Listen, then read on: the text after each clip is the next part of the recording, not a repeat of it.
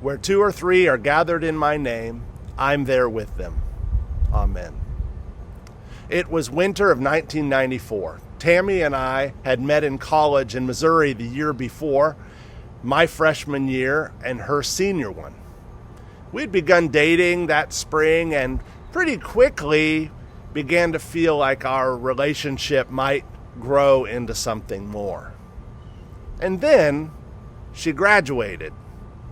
She packed her Ford Escort pony, left her new baby boyfriend behind for his sophomore year, and she moved back to her home in Oregon.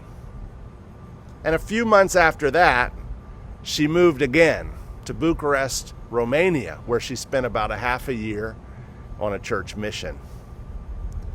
And that winter was a very long winter. Long and lonely for me. Long, lonely, and cold for her.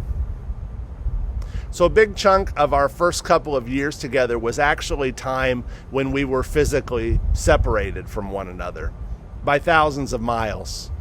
A little bit before email and cell phones. But those months physically apart really tested us with the obstacles of sky-high, long-distance phone rates and secret police minders clicking on the line. Romania was barely out of communism and out from under Ceausescu's rule at that time. And the 10-day turnaround for snail mail. We had to get creative and lean hard into our relationship of sharing and listening. The only thing that could really keep our connection alive was to learn together, to learn about one another, to learn about the unique experiences each of us was having in that time in our own worlds, to learn about ourselves and what was really important to each of us as individuals. It was also very challenging, and I think no small thing that we made it through and opted after that to try to spend our whole lives together. It's been 6 months now for all of us since we last met here at Grace for worship and the warmth of fellowship. Side by side, face to face, in person, within the sanctuary of our community's home on West Belfort. And in several ways, somewhat like the challenges that Tammy and I knew through our distance back in the 90s with her in Romania and me in Missouri, pre-internet and pre-cell phone and pre-financial means of managing astronomical long-distance phone bills, we, Grace, are finding in the midst of our present challenge that there are both losses and gifts with this time that we've been physically separated from each other. Thankfully, we have these new technological means of connecting that wouldn't have been available to any past generation facing what we face.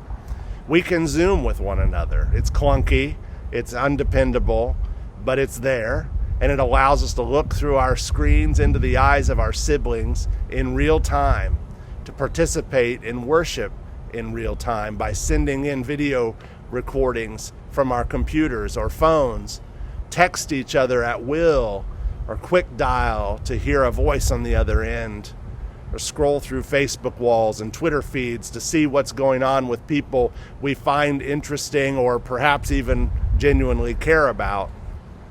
It all begs a really important question for us, a question called for in Jesus' words today. What is a gathering? What does it mean to gather together in a time of pandemic with unprecedented technological connectivity available to us in conditions that might otherwise have kept us locked away in our homes, intensely isolated, nearly oblivious to what is going on in the lives of those we love or even perhaps in the rest of the world?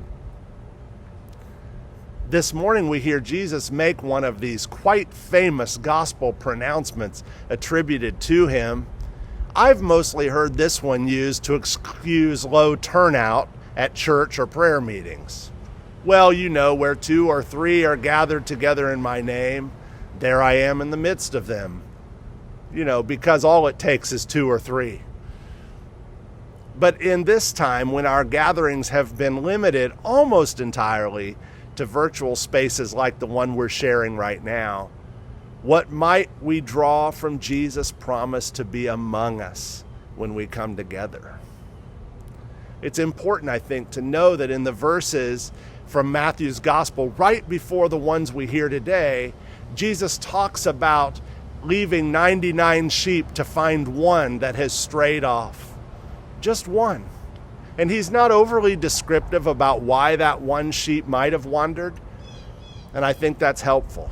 Because the truth is there are lots of reasons, many circumstances that could cause someone to become distanced or estranged or lost from their community. This is always true, and it is poignantly true in a time like this when we struggle to stay in touch with each other.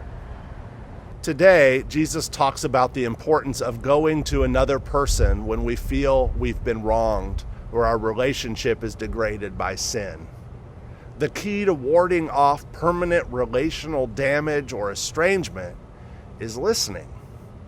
Go to the person, he says. See if they'll listen to you. If they won't listen, take someone else with you and try again. Make every effort to have reconciliation and maintain the bonds of affection.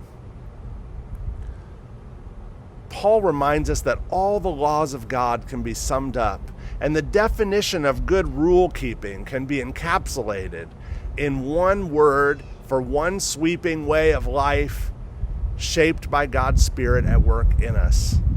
Love. Love your neighbor as yourself. I believe that this passage may be more important to us today as we are beginning to make plans for some in-person gatherings for worship over the next few weeks. Perhaps more important to hear the word today than it has been up to now, because some of us will begin to show up here physically, in person, to pray and worship with others in the Labyrinth Garden, or in the parking lot, or the parish hall, or the church, as opportunities become available. Others will not be able to do so, and many will want to and will be sad that their health conditions or age or responsibilities to care for someone else mean that the wise and the loving thing to do is to continue to steer clear of all but the most essential public activities. The real choice is not between gathering and not gathering. Instead, we actually have many choices to make about what gathering looks like for ourselves and for our families.